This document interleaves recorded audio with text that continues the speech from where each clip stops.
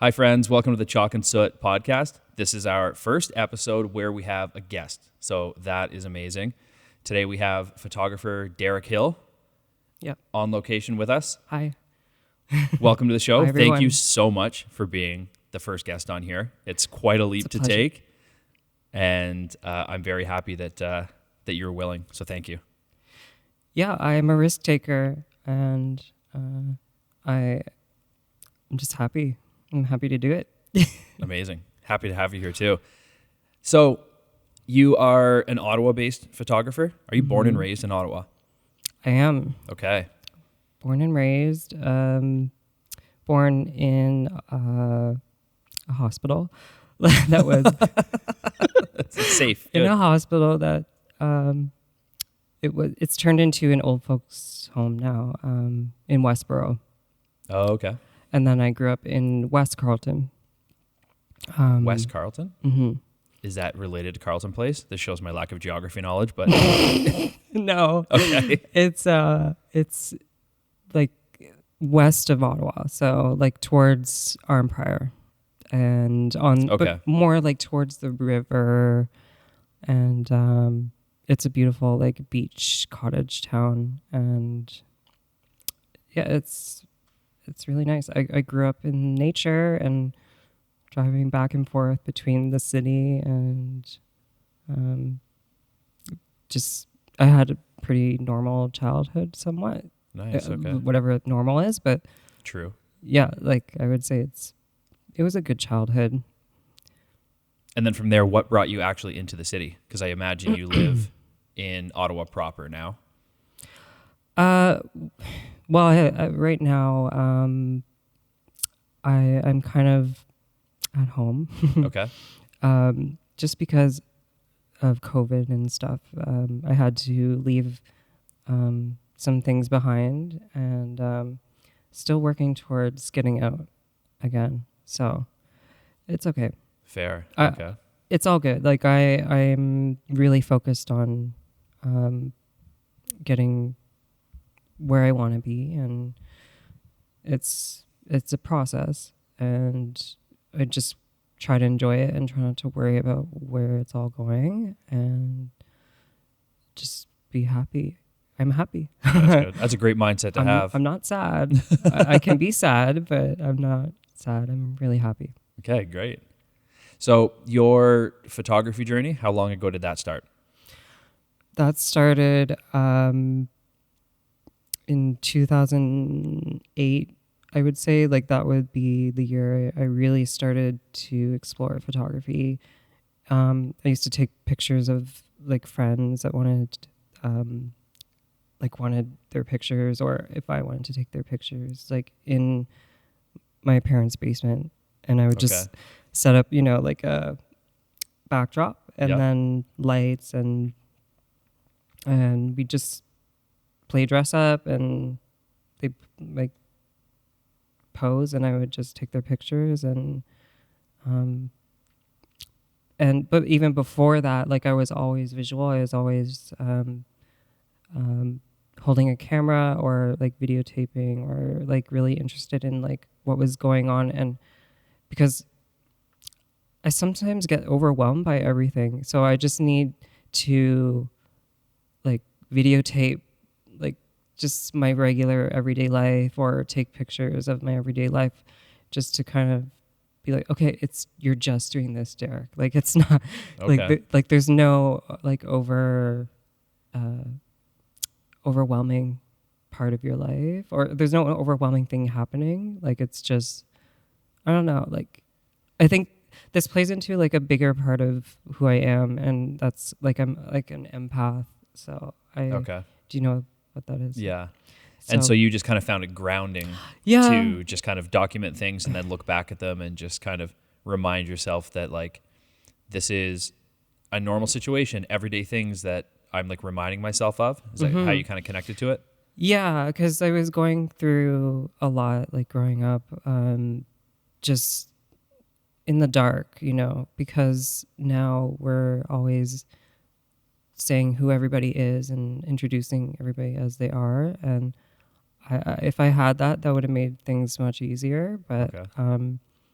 I find like the arts and taking pictures and documenting everything just like help me gain perspective and help me gain more control over like my emotions or feelings about everything. Like, because I'm just constantly picking up stuff, and it's I had to just be careful with that because it's just it can just cause me to shut down or just like I don't want to see the world right now, and I think that was the driving force to pursue photography because it was like my whole world coming out like of my eyes, and like I could like take pictures and like this would be related to how I'm feeling this day or that day. Okay.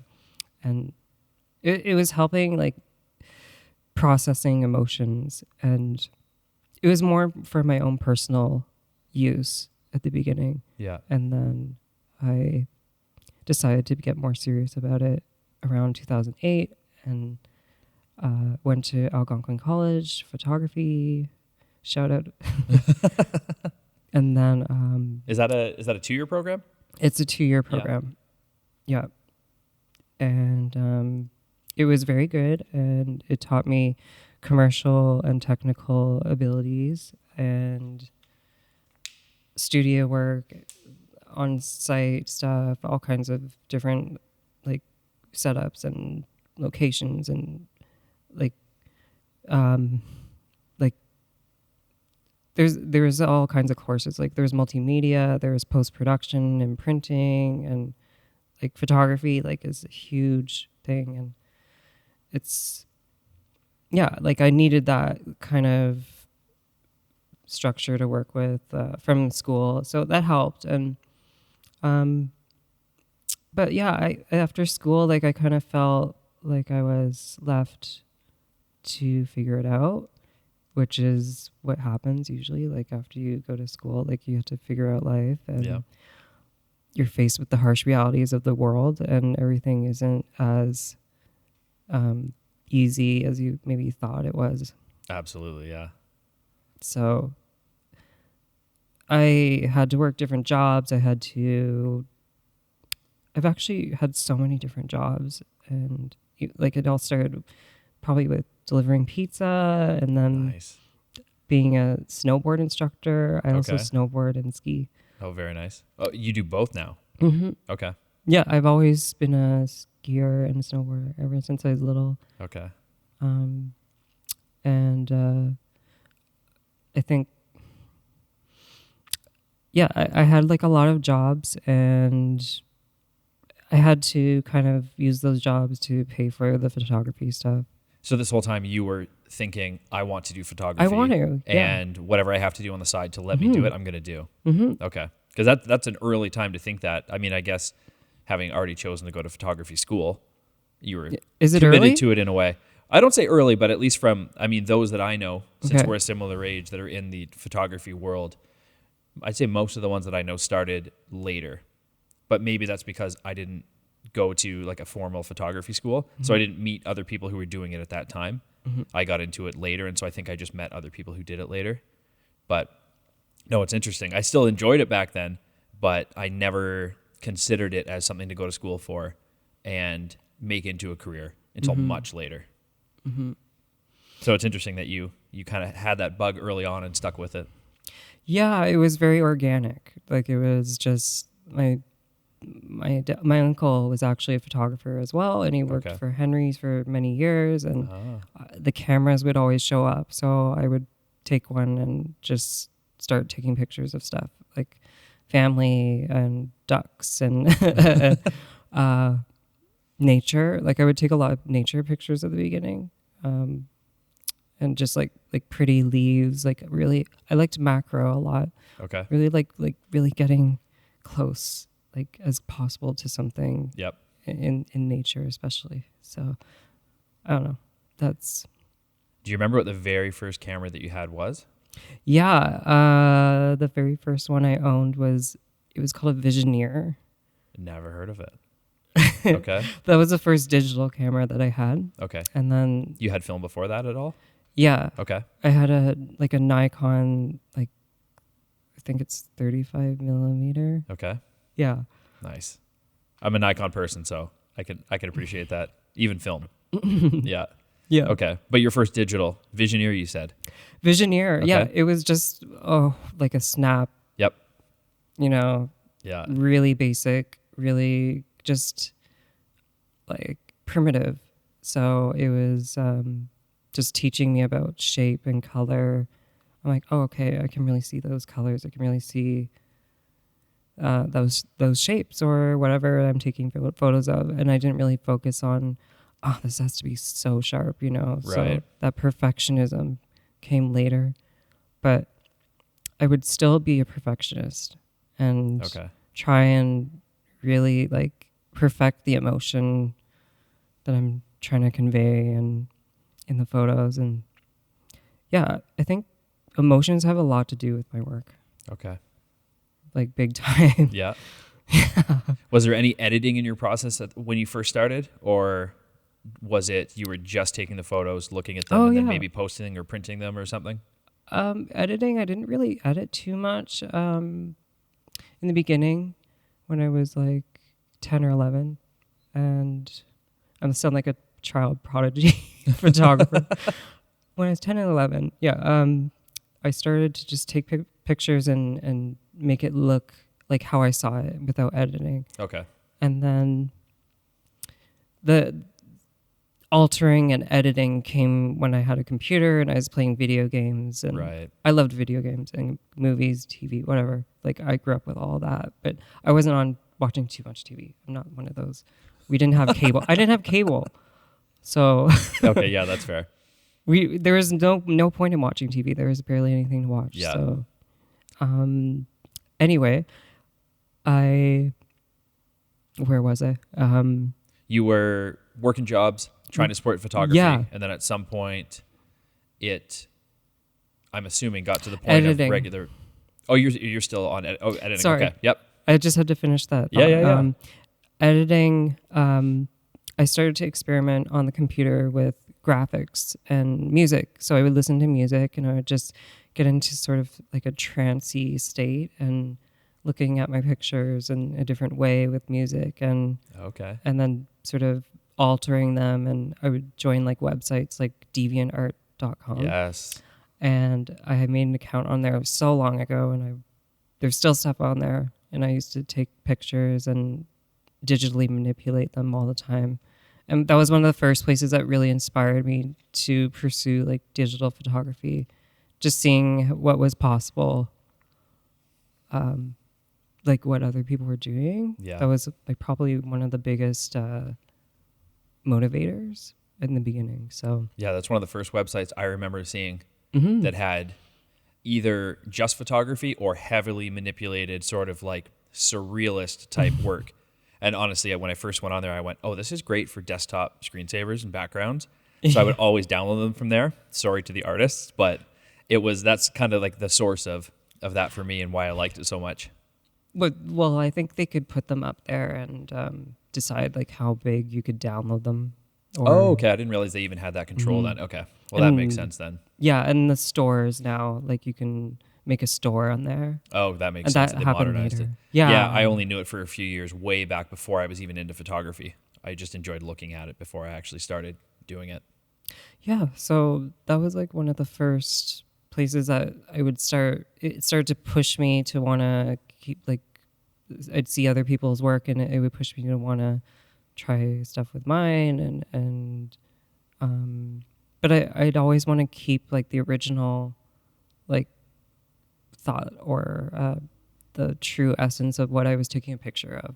Okay. Without manipulating it or getting away from what it was too much. So after working jobs for probably at least a few years, at some point there was a time where you got to focus more on photography or start to make a living in some way off photography. How did that process start?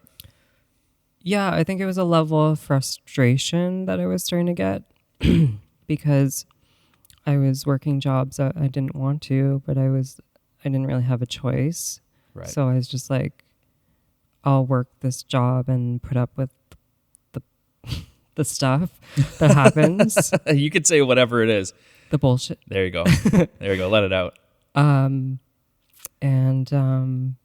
I will try and pursue it on the side, and that's what I did. And I started to do a few photo shoots of drag queens, and that's what really got me interested in doing more of that, like later on. Was that you knowing someone who did that, and then you sort of reached out and said, hey, can I take some photos of you? Or they said, hey, I see you do photography. Would you be interested in having me model for you? How did that start? Yeah, a lot of the time in my life, like my friends and I, like my friends play a really important role. Like I kind of find my identity with my friends, and I have friends that bring out better parts of me or worse parts of me, or, and I think if I am around the artistic friends, then they want to naturally start, like, we just want to be artists together and create. So I had a friend that was starting to do drag, and he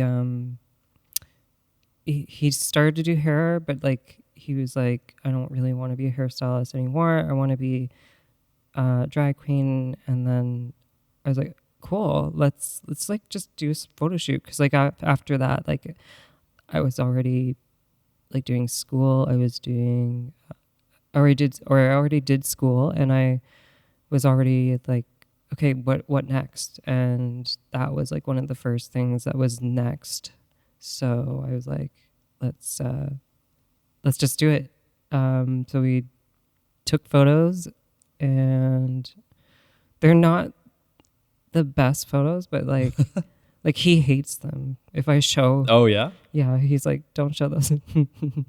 But at the time, I imagine he yeah, loved them. at the time we were both like, these are the best pictures that we've ever seen. Of course, yep. That's how we all feel. Yeah, especially the ones inside a pool. He was in drag in a pool. Oh, cool. So, and we did them around like Algonquin campus, and people were staring at us, and I have this like imaginary force field that I put up. Like I just kind of, you're not going to mess with me kind of energy. Is that in the sense of when you were shooting there and people were around looking and stuff, it didn't phase you? It didn't phase me. Okay. Like I don't let it phase me. I like, this is my subject. We're taking pictures. Yep. And if you mess with me, I don't know what's going to happen, but did you have people who were in a way sort of interacting or were looking towards what you were doing in that sort of like partially judgmental way, and that's why you because there's a drag queen and they're just like, what is that? Who is that? They were like very, what is that? Because that was back in 2012. Okay. So very different drag world back then, and especially during the day, like it was during the day that we did this, so it was very out in the open. Yeah. So yeah, quite a lot has definitely changed since then. That could be controversial. I think what I did there was a little bit controversial for the time. Yep. Like just walking around with a drag queen, getting them to pose wherever the hell I want, not paying attention to signage or whatever. You can't be here. I just trespassed on Algonquin and not really trespass, but like just like went where I wanted to go. No issues with security or anything like that. Just kind of let it go. Okay. I guess they thought we were just students that were just taking pictures. Yeah, I guess you do get a bit of a break for that if you kind of just fit in with like the student age group, and people just probably think, just students doing their thing. They're not harming anybody, so it's no big deal. Yeah, and it wasn't, and but people were staring, and I could tell they were confused as to what was happening and what was going on. But I didn't let it faze me. So, because I know the final product is going to be stunning. Right. Yeah. And worth a few weird looks Right. when you actually post it and there's an audience who wants to see that.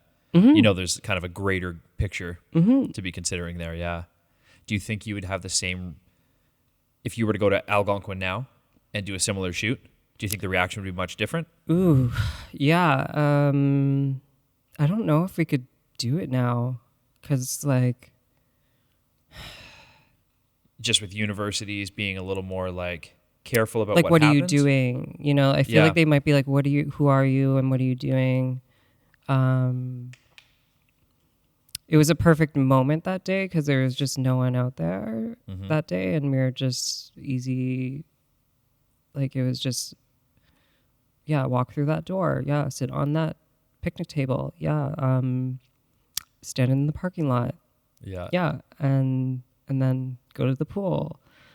And it was like a magic day. Like, pretty much nobody said anything or bothered us. But we got the looks, but no one said anything. Nobody stopped us. Nobody said, "Oh, a drag queen." Like, that might happen in this day. So Yeah. like, I'd like to know what would happen. I'd like to know, like, now. That makes me curious now that you ask. Yeah, on what it would actually be like if that were the case. Yeah. Well, yeah, you wonder because there would probably be more confusion or even lack of acceptance when you first did it. And now it's funny because you would have not only more acceptance, but also less acceptance just because of the polarization there.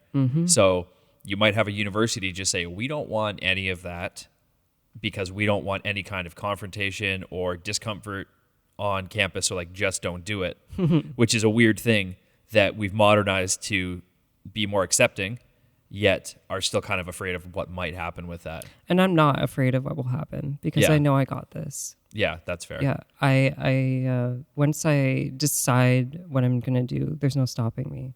Okay. Period. But I just feel like, yeah, definitely. Like, at the time, I didn't know what I was getting into. And a lot of the time with my pictures, I don't know what I'm getting into until afterwards.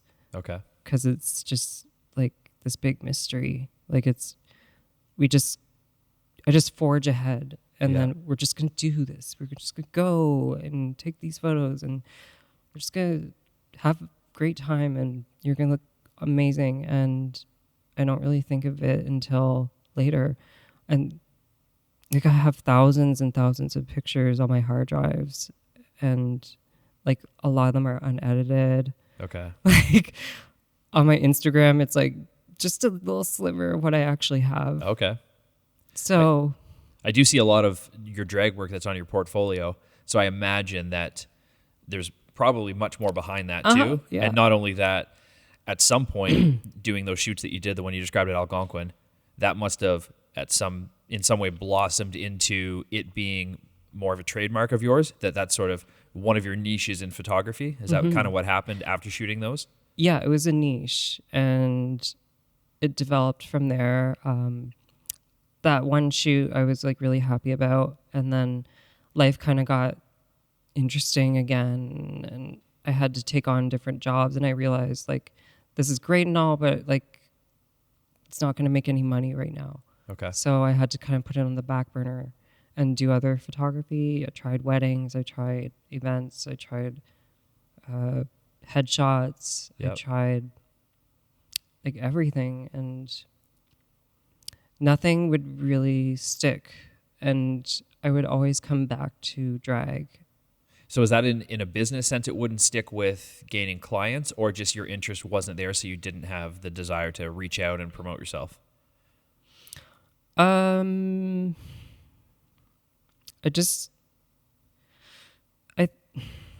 think it was more like, I just have to think about that.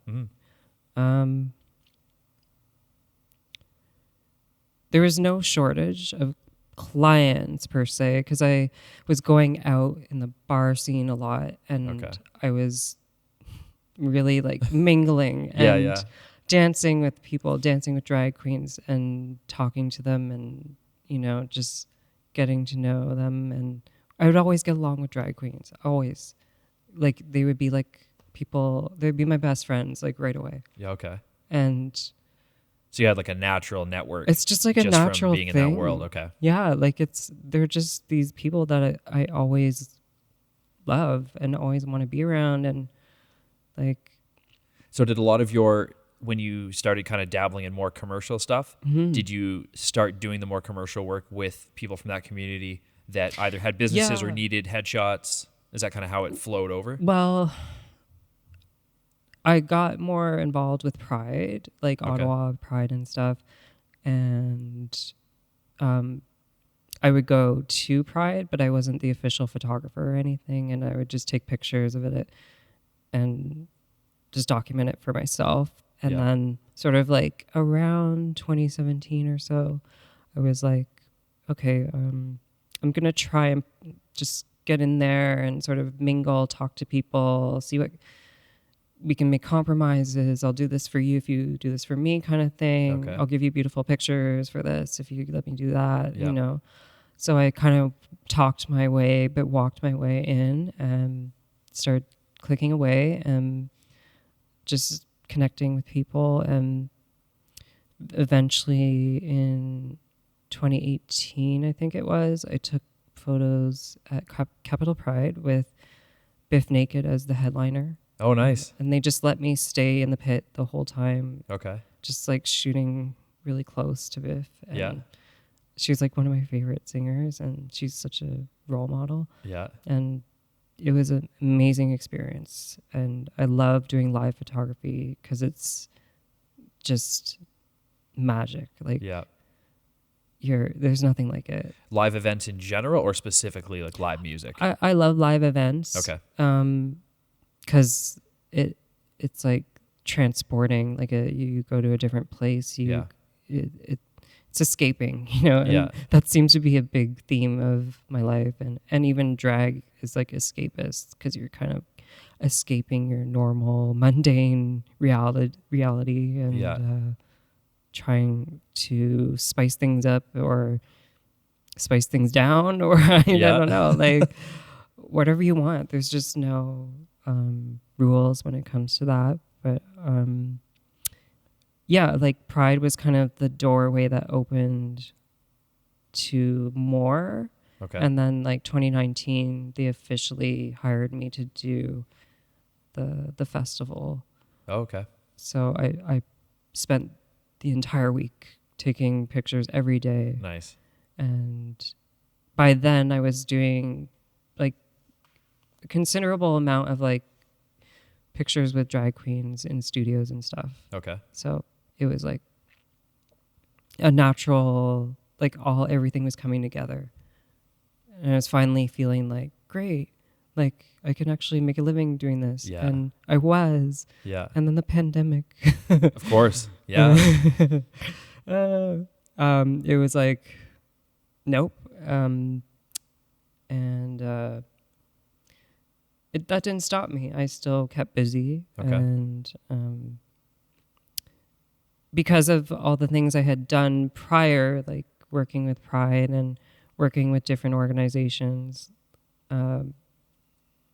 like that do 2S LGBTQ stuff. Mm-hmm. You're fast at saying that. You're practiced.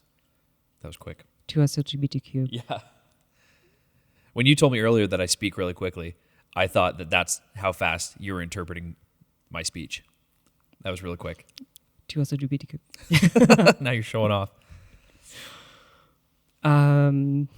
So I've done the festivals. Those are fun and really exhausting, but fun. Yeah, I can imagine. I think I'm ready to do something else in regards to the festivals, but I don't know. Or just do less of like the actual like on the ground shooting of photos because I'm just tired of it. It really gets tiring because you're running around and trying to get every single picture and every single person. For sure. And so you might more be thinking in upcoming years, you would like to do maybe more of the formal advertising for it, or something where you can set up specific shoots and you're not necessarily the one quickly documenting everything as it happens. Exactly. A little more of that. Yeah. Okay. Yeah, because I was trained to do that at school. So, and I love the look of like magazines and how you can blow things up and make billboards and just like how that looks. Just, it's super cool. So when you were, leading up to, say, when the pandemic started, you were starting to get your legs in making money. You were full-time in photography. Okay. And there's enough work. Wow. Okay. And so once the pandemic hit, you were able to stay pretty much full-time? Did it thin out a little bit? It thinned out a little bit. There was still some time to do things, but a lot changed. We weren't allowed to be together, and I was like, okay, well, I can't break the rules.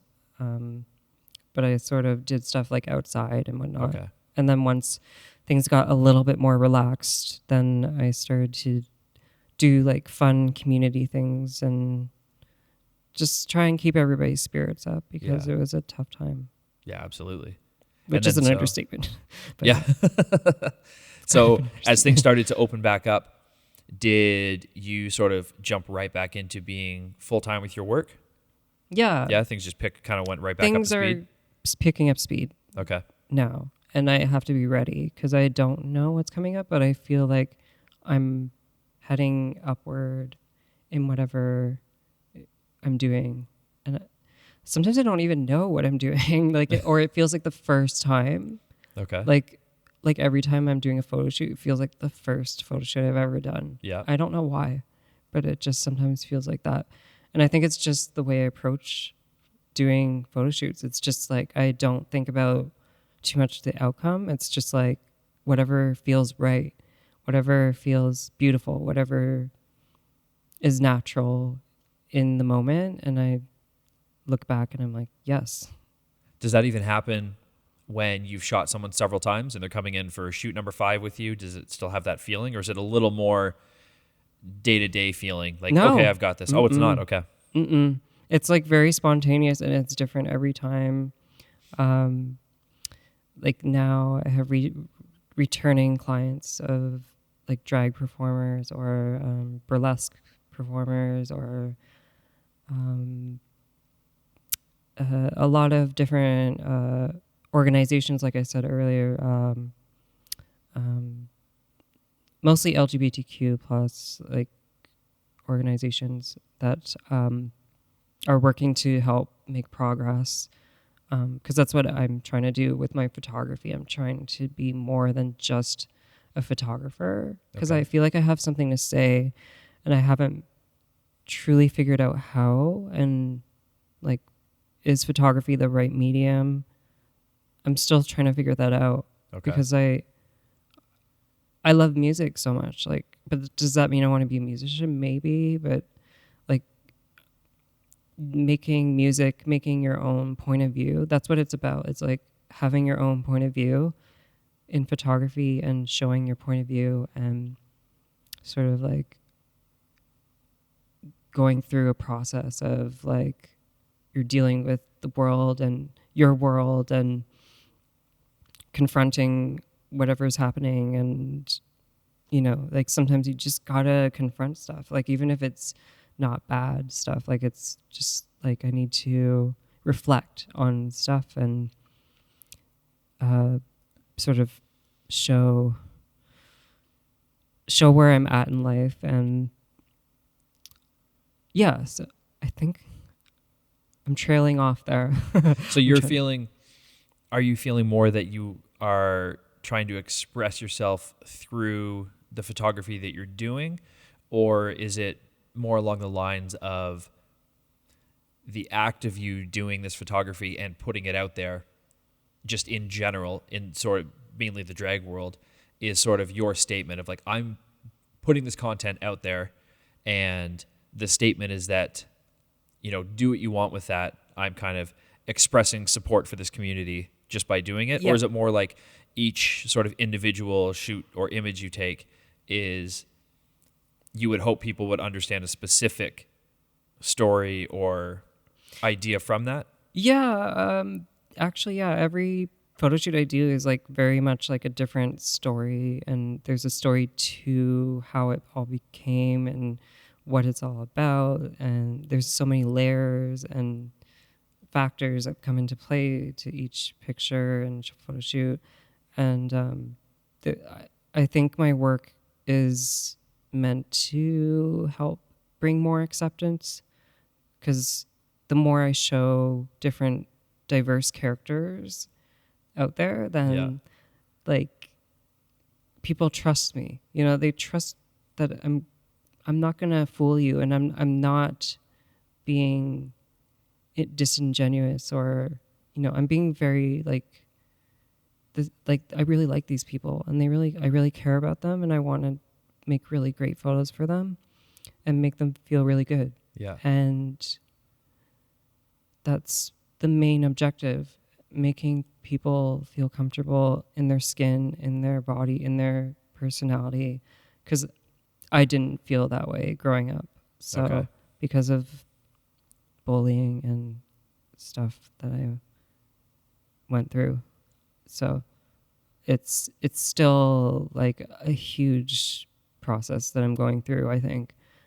And I'm good now. Like I've done a lot of work. Okay. I've done so much work on myself, and I'm so much more confident in myself. I would not be able to talk like this like 5 or 6 years ago, I would say. Okay. Even. So even till fairly recently. Maybe. Yeah. Okay. Yeah. Because I think some of my jobs that I've had to really just speak and, just be really extrovert and talk really, hello, hi, we have this, and like that's not really how I am in everyday life. So it was like playing a character in a role that wasn't me, but it helped me learn how to speak better. So it's like just a skill that I gained that just works in my favor. Okay. You just feel like because of maybe more of your concealing in the past, it took a little longer to get to that level of kind of casual, outgoing conversation. Yeah, to be more casual about it and not such a big deal. Because I think what I did with my sexuality when I was younger was that it was something so taboo. It wasn't right for me to be attracted to the same sex, or it wasn't me. Like it confused me, but I knew what was going on. Like I knew that very early on I was different. Yeah. But I knew that I really just wanted to accept everybody for who they are, and myself. And I think I'm still learning to accept myself. I think that I accept myself more than I actually accept myself.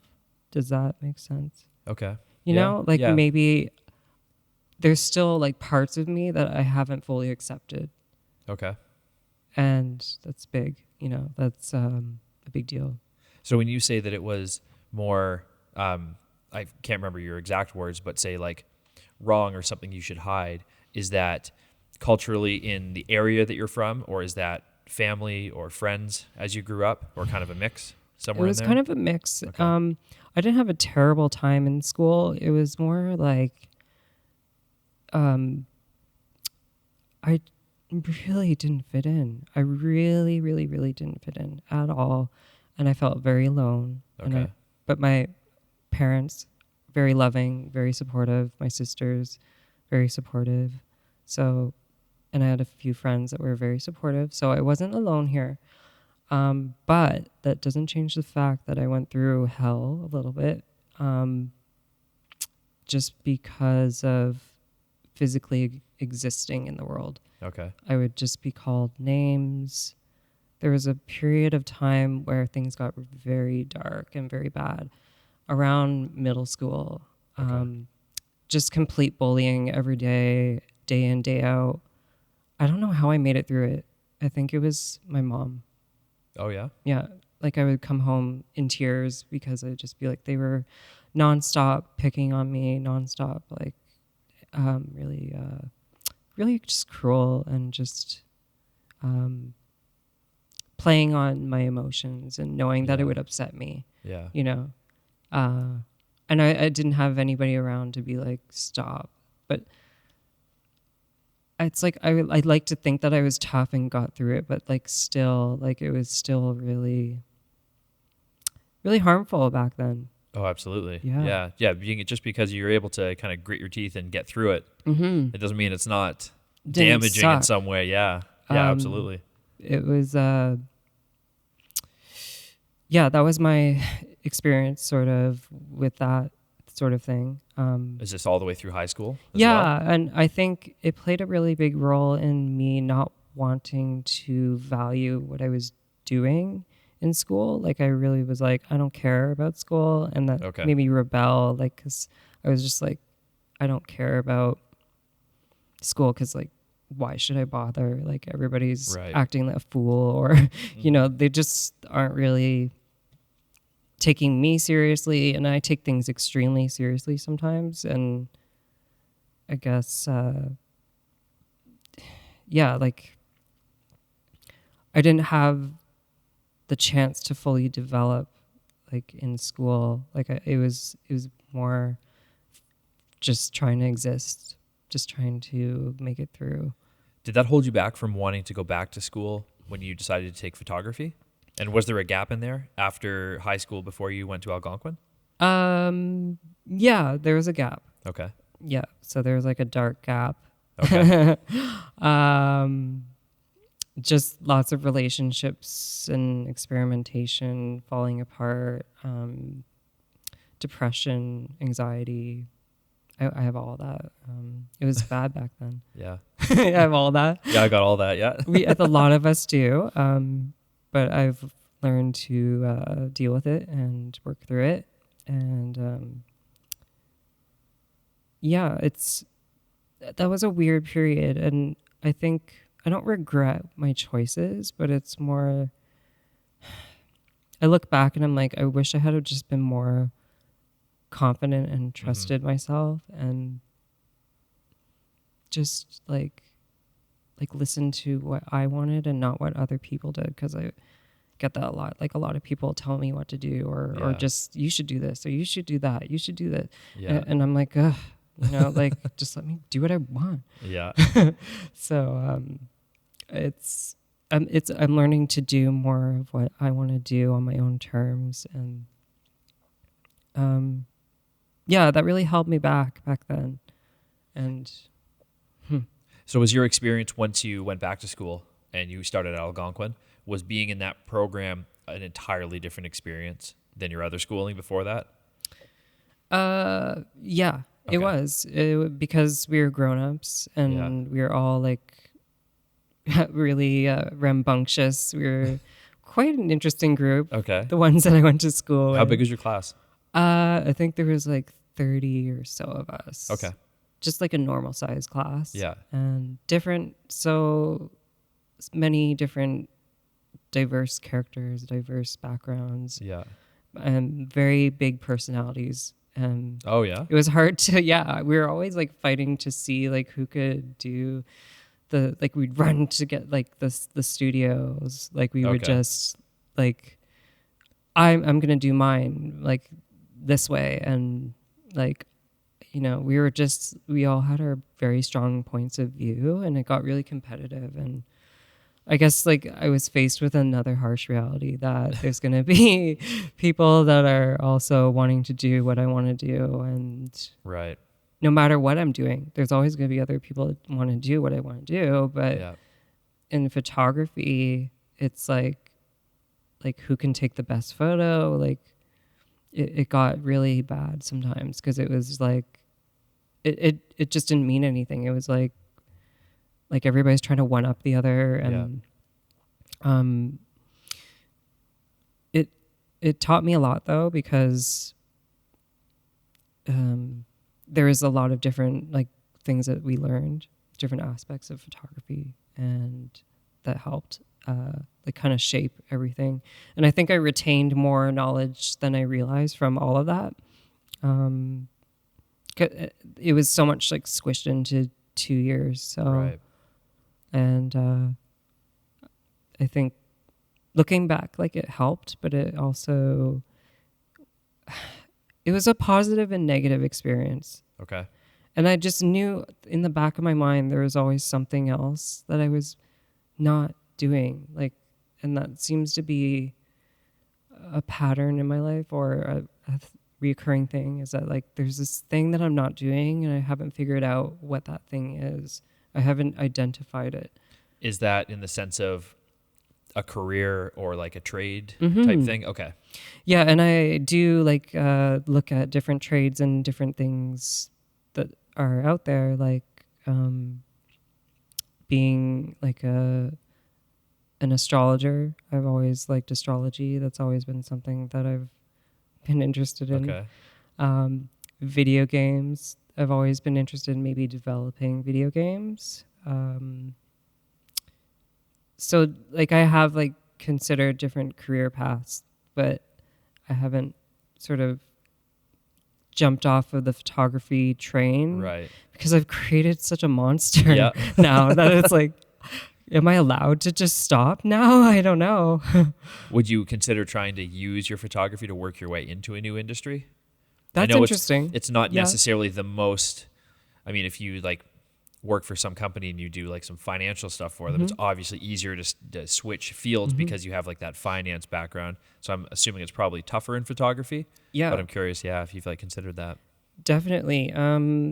Because if I show them what I'm doing and just push, like I love photography. I love making stunning pictures. I love life. Yeah. I'm excited to do this. Then maybe someone will be like, like it's genuine. Yeah.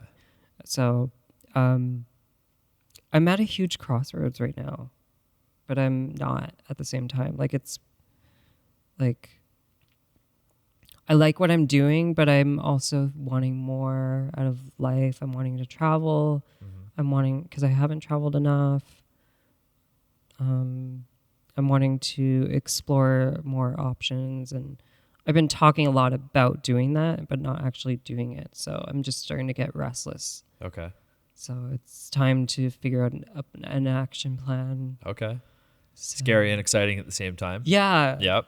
Exhilarating. Yeah, I always find that interesting I had that when I first went to university and out of high school couldn't decide what I was going to do. Yeah. After a few years of it, didn't think I wanted to stay in my current program, didn't really know what to do with that. So I just kind of kept following along with it straight into grad school and just couldn't figure out when is that time that you start to just do something else. And When do you throw in the towel, or when do you give? Yeah, exactly. And I think everybody kind of goes through that at some point. And the ones that don't, I think they still go through it. They just don't say that. I think they still kind of question, but no one ever wants to say they had that chance to jump out of something and they didn't take it, so they're more or less stuck in a certain way. Yeah. Not that they don't get value out of it or feel fulfilled, but I'm sure that there's a little part of that doesn't want to necessarily admit that. Oh, yeah. We go to school for something and then we end up being something completely the opposite. Yeah. Sometimes, and that's okay. Yeah. Oh, absolutely. Yeah. Yeah. It's a tough thing to try and figure out for sure. A lot of photographers get really famous in their later years. A lot of famous photographers, like they are in their 50s now, or they did most of their work when they were later year type of thing. And not that fame equals success, but just like it's like they got recognized for what they were doing. And I'm like trying to figure out, like, do I want that? Like, do I want to be recognized? What do I want? Like, what do I want? Fame? Do I want the, like, that luxurious, like, fake life? Like, I don't think so. Okay. I don't think so. Like, I like fancy things. I like good quality things, but I don't want like 10 cars and a mansion. Right.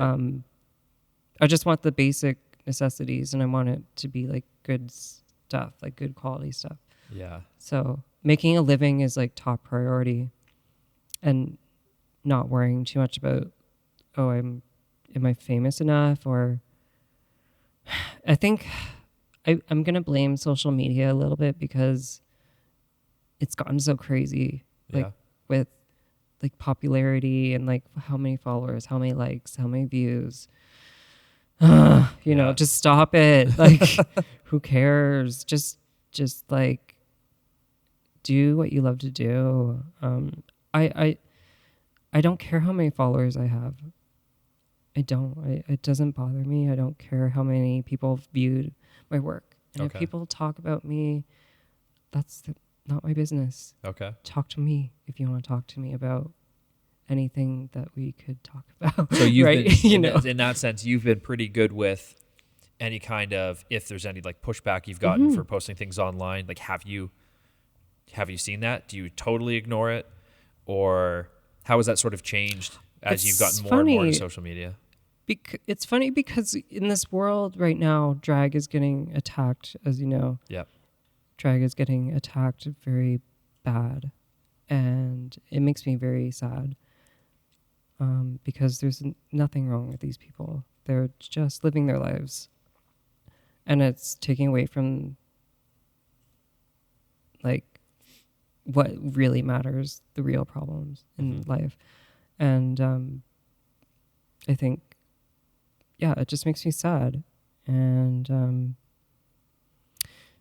drag is so important. It's just like everything all in one. It's an expressive art form, and I find people use religion, and I don't like when people use religion as an excuse, because it's like, don't push your beliefs on someone just because you feel uncomfortable. Right. You know, nobody's forcing you to be comfortable. You can still feel the way you want to feel, but don't terrorize people and don't make them feel less, So it's kind of where I stand. Do you think that the more extreme views on that have come from social media because things are more visible? They get inflated, and they get like snowballed, and social media just has a way of being toxic that way, where we all jump on bandwagons or we dogpile different people. It's like we're running to these targets, and it's like, are we even like paying attention to what we're actually doing? I would argue that with even the news as well. When I've seen maybe examples of a drag show that's getting protested, or there's fights breaking out outside because people are against it. That's happening in Canada. Does it happen too? Okay. Because the only one show that I was telling you about earlier was last year that I was at, and saw nothing against it at the time. Like no one was there who had an issue with it. However, it was part of a bigger event. And so it wasn't quite as easy to, get up to the front door and speak your opinion, because I don't think anybody wants to walk in when there's thousands of people doing something and only one part of it is a drag show. Right. I think, you want to know that you've got support with you if you're about to go confront somebody. So maybe that's the case. But so it does happen. It's hard to know how bad it really is, because you really have to talk to people that are really involved in it, like firsthand.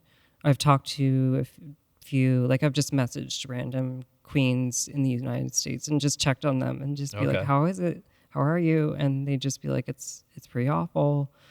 So that's not good to hear. But like, I'm not there, so I can't really feel it. I can't see it and really take it in and see. And I kind of want to go in and see. It's part of me kind of wants to just go into America and just just see what's going on, what's really going on. Maybe, maybe not. I don't know. Like, I don't really want to go there, but like, I just want like a more real perspective instead of just hearing from secondhand knowledge, like news and clickbait and just like things that just get like blown up on the internet. Just like it gets loud, like the negative stuff gets really loud, and then it just gets really chaotic, and nobody knows what they're even talking about after a little while. Yeah, fair. And then it all cools down, and then we have another thing, and then it's just like, I really feel for all the performers in Canada and in the US right now. It really affects Canada as well, because like we're neighboring them, and we have had protests, and I've been watching, Okay. I've been watching all of you, and like we do have a lot of counter protesting, but we shouldn't have to, because I thought Canada was more accepting. Apparently not. We still get these people that want to vilify and just persecute drag and say it's a terrible thing and it has no right in schools or around kids. And I find kids are used a lot, and that makes people like, oh, okay, then it is bad, Right. It's for, like, children can't be exposed to that. Yeah. And like, I wish I was exposed more to it when I was younger. Yeah. In the sense of knowing that's out there and that there's like an acceptable... I guess I'm a freak, and that I was just like the one op that was just like, I love everybody, and if you brought drag to my school when I was a kid, I would just be like, yay, best time ever. Yeah. So I don't understand where all this hate comes from, but I kind of do. Okay. So do you sense that it's more outside of Ontario, or is it about the same? It's in Ontario. It's everywhere. Okay. Yeah, because drag has become much bigger because of RuPaul. The whole show has changed what drag is. Like, drag used to be only in the clubs and underground, and like we would dance together and just like really like do it in that night, and that's done, and then the light of day comes and everything's gone. But now it's like, in the light of day, drag is here, and it's not going away. It's not going back into the underground. It's staying out of the underground, and we're having to deal with it now. Right. That's true. Yeah. Now that it's in kind of the mainstream. So that show is what actually seemed to bring it into the mainstream? It helped. Okay. It definitely played a role because it's on major networks. Yep. And RuPaul, you can't help but love that charismatic queen. Yeah. And he's just hilarious. And it's something that I have really latched myself onto, is like watching everything to do with RuPaul, like all the seasons. I've seen all of them, and I have my favorites and favorite queens and stuff, and drag kings as well. There's drag kings. Okay. So I did not know that. You didn't know about drag kings? I know, I didn't. Do you want to know what they are? Yeah, absolutely. Okay. They are basically women playing men roles. Okay. Like doing male impersonator.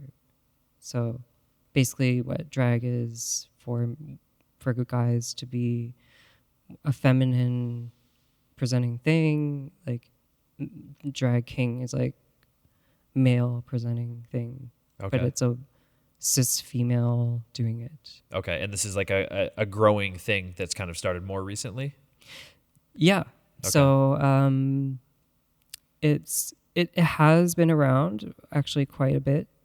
It just hasn't really gotten to a level of everybody knows about it. That's fair, yeah. Like everybody knows about drag queens. Most people know about drag queens. Yeah. But drag kings, no. Like you can ask anybody, oh, a drag queen, yeah. Do you know one? No. Like a lot of them don't. Like even in Ottawa, I'm surprised. Like lately I've been talking about it and they're like, drag? There's drag in Ottawa? Oh, okay. Like, yeah, there is. Like, what are you doing? Who are you? Like, how do you not know? So I feel like I've seen it more because of the photography community. Yeah. Like we talked about it, like a couple photographers who are in that world. And so that's where I realized how much it's growing here. Yeah, photography is good at helping bringing that out. And photography is just one little aspect of what I'm doing. It's just my way of physically making what I'm doing, and the rest is just me, like connecting with who I'm with and making them feel comfortable and helping them come into their own, and vice versa. It's like we learn something from each other every time. Yeah.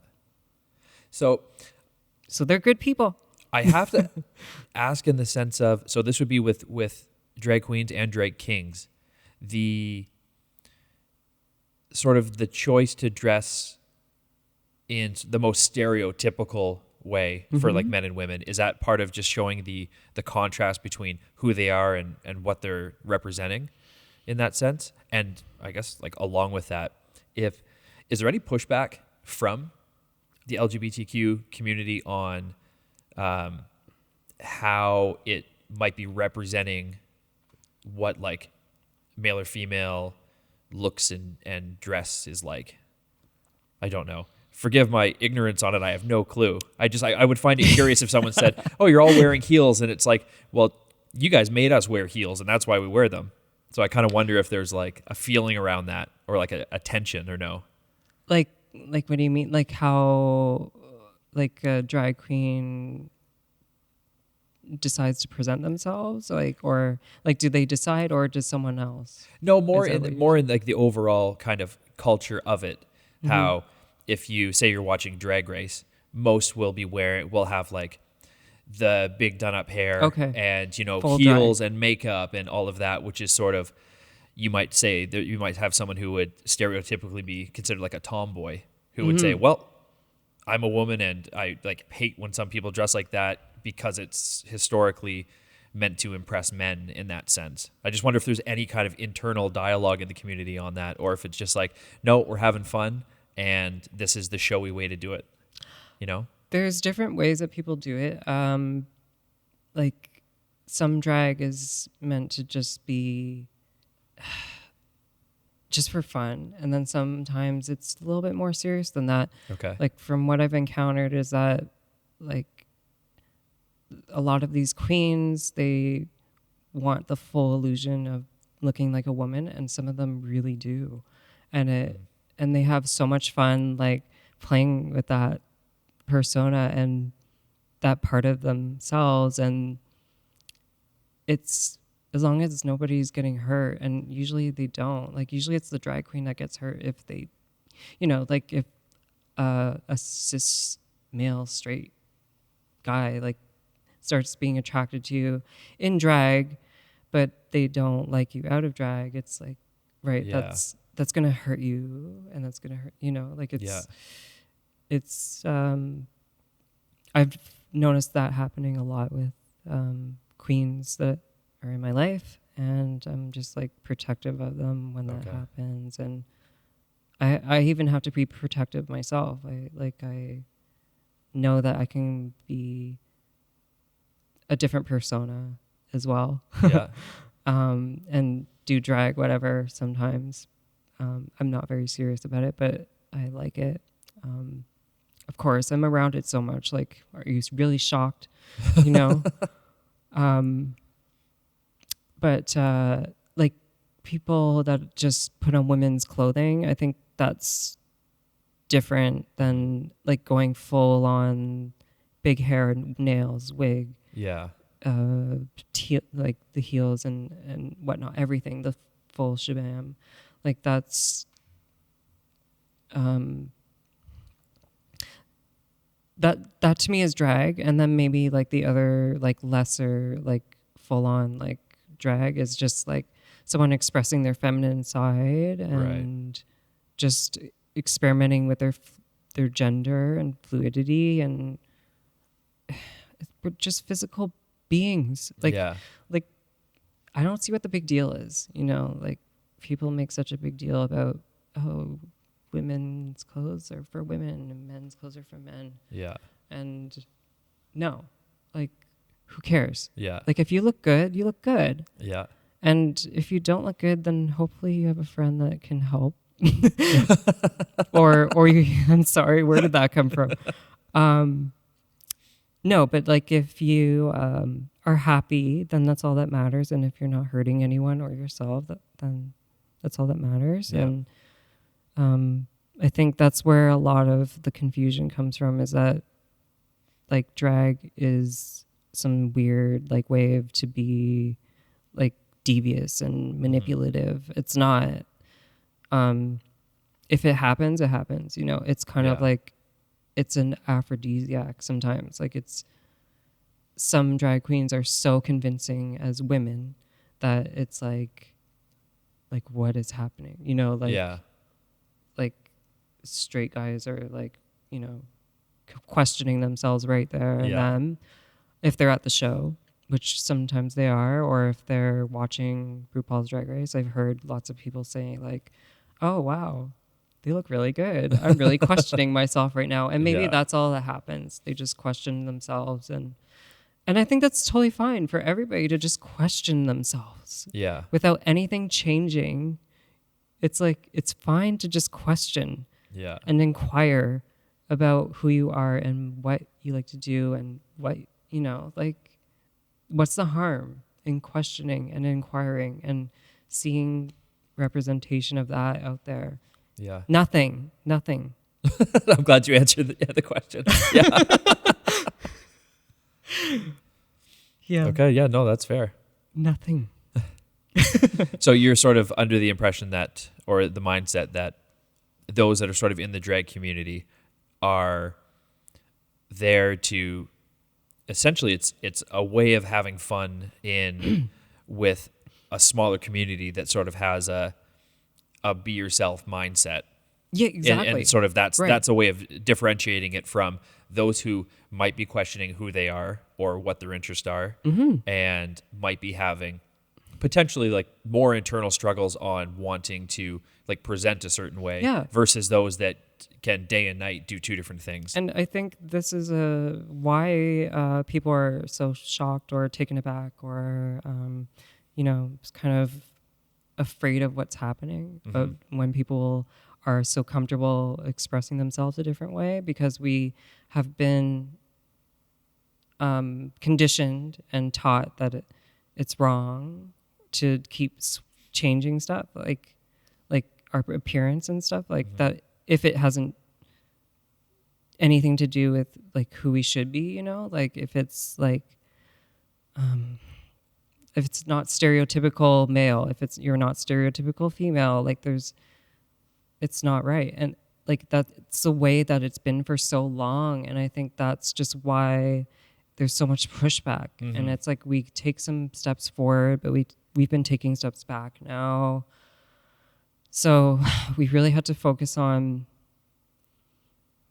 taking some steps forward again and figuring out, okay, why are we really upset? You know, like just everybody stop it with the noise and just, can we just have like a nice, calm discussion about what's really going on? What do you need to talk about? And behind all that screaming and anger of someone who's against drag or to us LGBTQ people,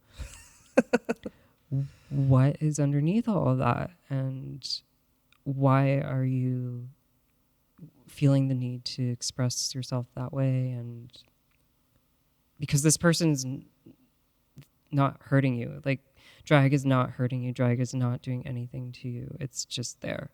And again, like there's so much out there. There's so much culture and everything. But then it's like drag. We hit drag and it's like, oh, there's a problem. Like, why? Yeah. And I know why. It's religion. It's a conditioning, and it's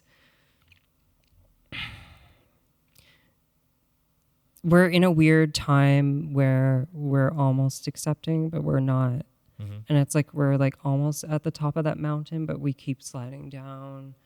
You know, like the mountain to stick the flag in and be like, we're finally at a place where we can all get along. You know, but we keep sliding down the mountain and hitting rocks and getting hurt along the way. And I think that's where it comes from, is pain. I think pain of not feeling accepted, and emotions, again, like emotions that are confused or suppressed coming out and getting triggered by drag. Yeah.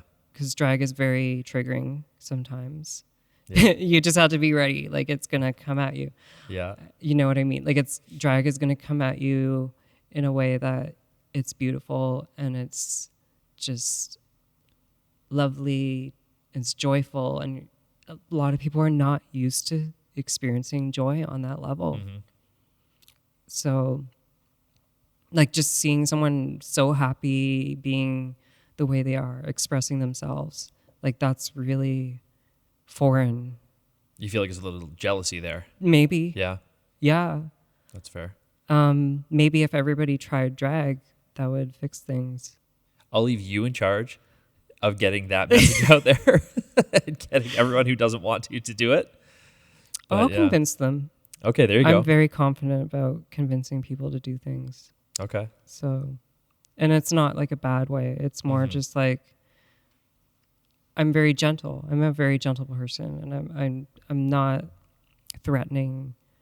I'm not aggressive. I'm just gentle and gracious, and like, I just want people to feel like they're belonging here in this short period of time that we are here. Very short, yeah. When you get to the end of your life, are you going to be happy that you were mean to a bunch of drag queens? You know, like, come on. Yeah. So then what's next for you in the world, either of drag or photography or both? What are you chasing right now? So, yeah, that topic was taking up a lot of my head.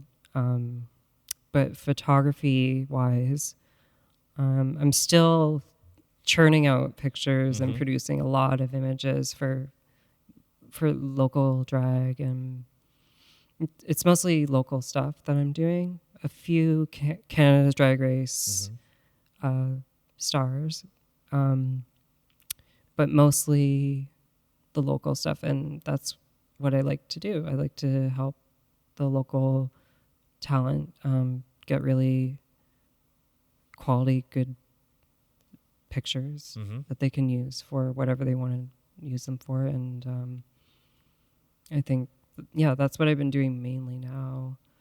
And then a few like events here and there. It's kind of interesting being on the outside, like being... In what sense? Like, when you're a photographer, you kind of have to be in that observing, like, okay. You can't really like fully immerse yourself. Like, you're sort of standing on the outskirts watching everything happen. Right. So you have a totally different experience of events. And like when I'm at a conference or something taking pictures, I'm just not really listening to what they're saying. I'm more like looking at how they're looking and picking up on their cues and like, okay, take a picture of now. Yes. Like, okay, they're talking about something really heavy or emotional, get pictures of this. Or, okay, now they're feeling joyful, like, get pictures of this. So that's like the timing aspect is like, I think time and emotions really intertwine somehow. Do you still do work outside of that that's just personal to you? Like you said, you kind of started with shooting landscapes, nature, ducks, and things like that. Yeah. Is that something you still do on the side, or is it just life gets busy? Yeah, I really want to get back into just regular shooting and just shooting like stuff that I like to shoot, because like pictures, like the heavily produced photos that I take are really exhausting to do. So I almost don't have the energy to just grab my camera and go and do it. That's fair. So I'm just like, I need to figure out how can I get back into it, and the answer is to just do it. But it's just like I've cultivated this mindset that everything must be perfect, everything must look a certain way, and it doesn't have to be. And that's my own doing. So I have to kind of find a way to step back and just take pictures that I enjoy taking pictures of. Just take a picture of this field with like a horse in it, you know, just enjoy what I'm taking a picture of again. 'Cause it, you know, it's just like doing something that I like to do to kind of refresh myself, Mm-hmm. so I don't get too stagnant or like, all work, no play Yeah.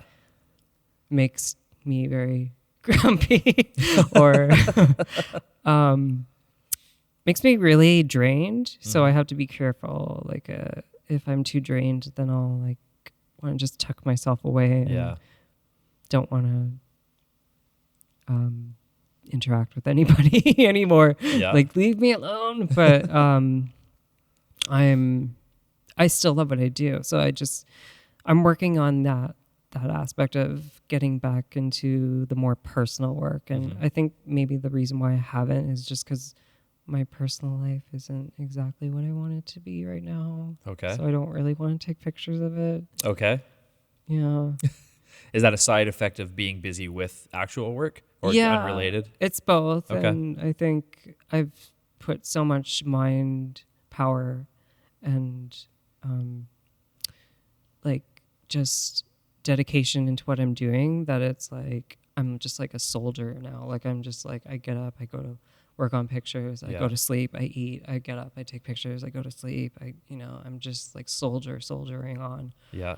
And I've had some ramifications of like burnout doing that. So I have to watch that and make sure that not only am I eating and sleeping, I have to also fill that like side of myself that loves beauty and just the first place, like why I did it in the first place was that I loved what I could feel through a photograph. And I haven't felt that in a little while.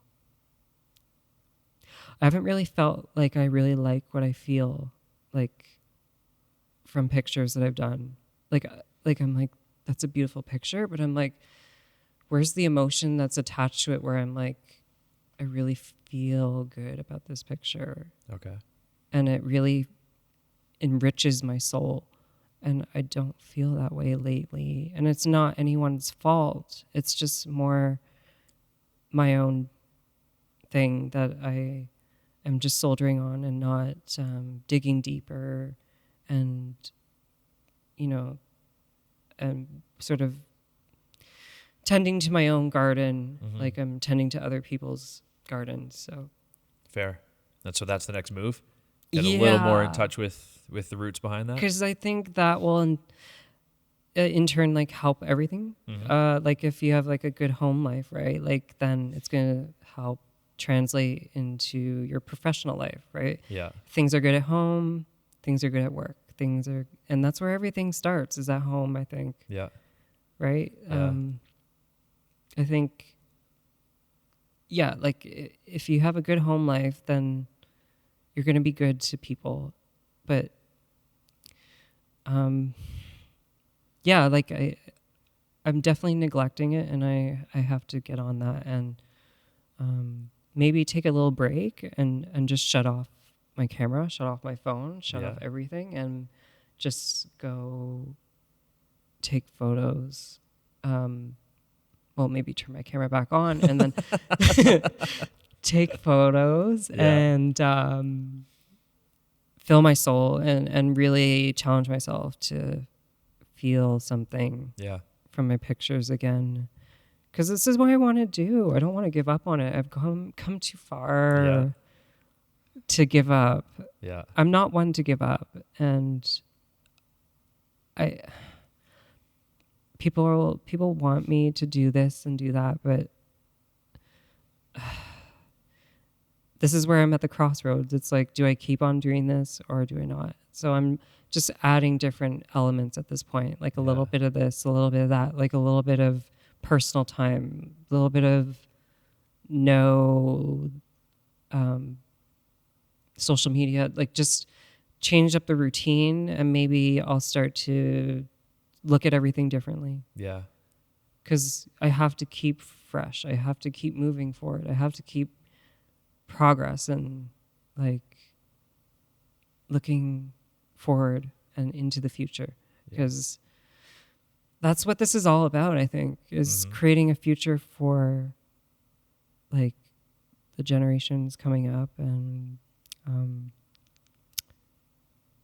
yeah, like I think photography it's been such a um what is it? It's unconventional, especially for me. It's Fair. just been very intuitive, and like I just take on what I take on, say yes to most of the things that come my way. So it's worked for a little while, but I'm finding I just need to change it up. I just need to change the way that I do things. Yeah. Because it's not really as efficient or fulfilling in my soul as it could be. That's fair. I think a lot of people feel that in whatever they're currently doing. So it's good to recognize that for sure.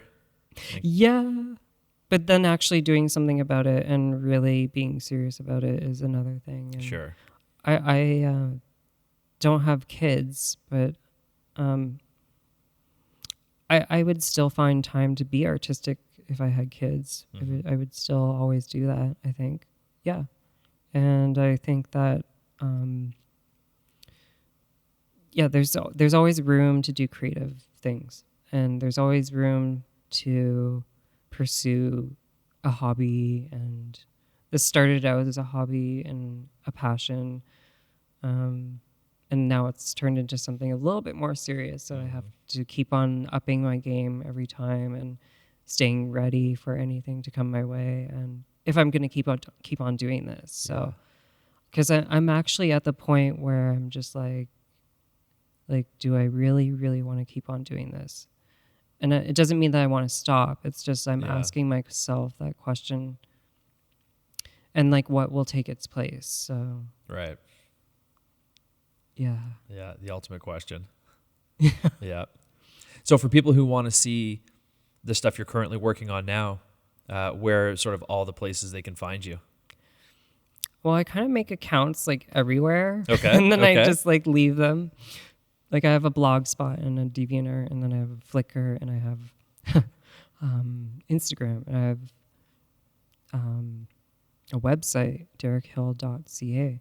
I have Facebook page. Okay. And I just go by Derek Hille Photography, and it's Hill with an E. It's Polish. Just in case you want to know. Yeah. Little fun fact. Fun facts. Yeah, that's mainly where you can find me at the moment. Still trying to work on my website. There's a lot of work that needs to be done on it. It's sort of just a booking site now. Okay. So you just go on there and just search up what you want to do, and we book through there. Okay. Mainly people DM me on Instagram. That seems to be the main source of clients at the moment. Okay. And that's where people can also find like your most recent stuff. And drag is usually on Instagram. Like drag is huge on Instagram. Like you can find so much drag on Insta. So like I find that's just the best place for me to communicate with people, because like it's right there. Everybody's there. I also have I do email. I like email corresponding, and like I'll do any kind of communicating to get work or find people, but or others find me. So I think I need to definitely get the website more developed into something, and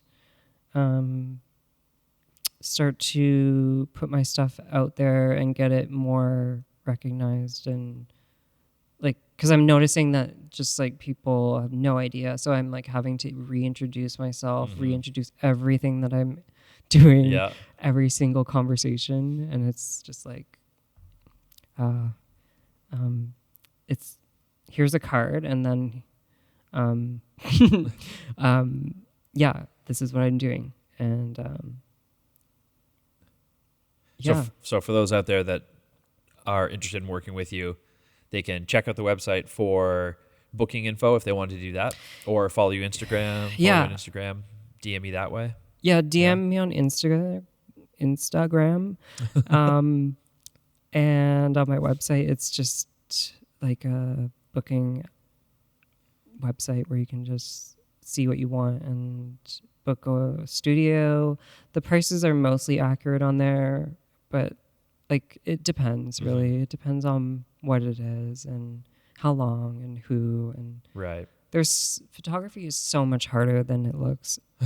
And I think I really want to show that soon, whether it's a video or just like me talking about it. Yeah.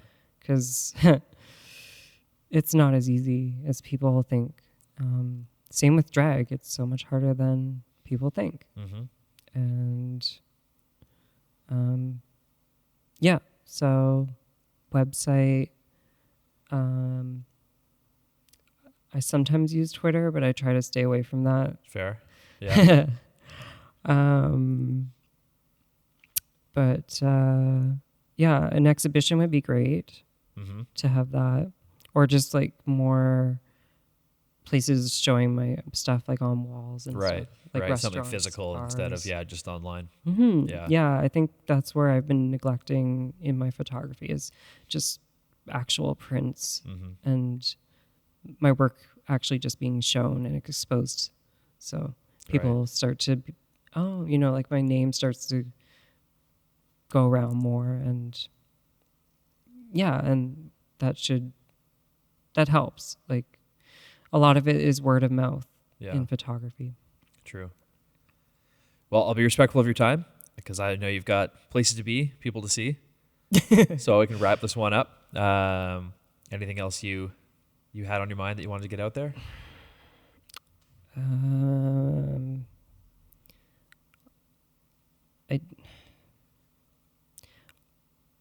I have lots on my mind, but I'm trying to just stick to the topic. Sure. I think I've really put the pressure on you. Yeah. Thanks a lot. I'm just kidding.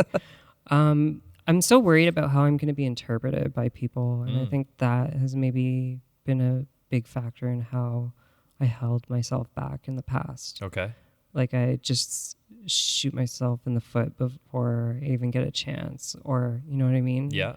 Like I stop myself in my tracks before I get a chance. Okay. Or I just like think like this has no meaning, and then it's just like, Yeah. no point.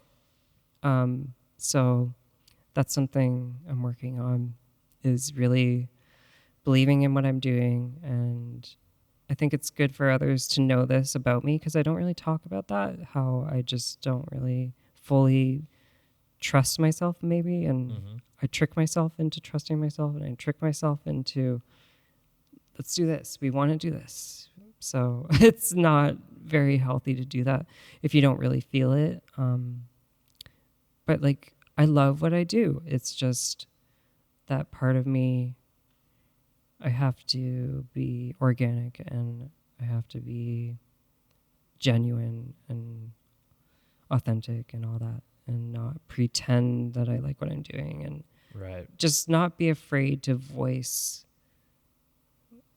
anything, like any concerns, like anything that I might be worried about, like, because like there's always going to be things that we're worried about, but I think, worrying is praying to a useless cause, basically. Fair, yeah. So, yeah, I think the more that we balance my personal life and my work life, getting that perfect balance, then I'll be much more efficient and even better, and start progressing at what I'm doing on top of what I've already been doing. So I'm pretty harsh on myself. This is pretty harsh. Like nobody talks to me like this. Like I talk to me like this. Okay, so gotcha. It's like, pretty harsh critic. Well, I mean, you took a big step by jumping on here and being the first actual guest on this podcast. Well, I like a challenge. Yeah. I like a risk. Yeah. And I like to be like, yeah, I can do this. So. Well, it's much appreciated having you come on and jumping into the fire like that. And I'll be able to feature some of your work on the page so people can get kind of a feel for what it's about. And I'll put the links that you were talking about earlier out there too, and then people can check out your work. They know how to book you if they want to. And I'm sure we'll talk to you again at some point, see how things are going. Sounds great. Okay, amazing. All right, well, Derek Hille, special thanks for being guest number 1, being such a trooper. Woo!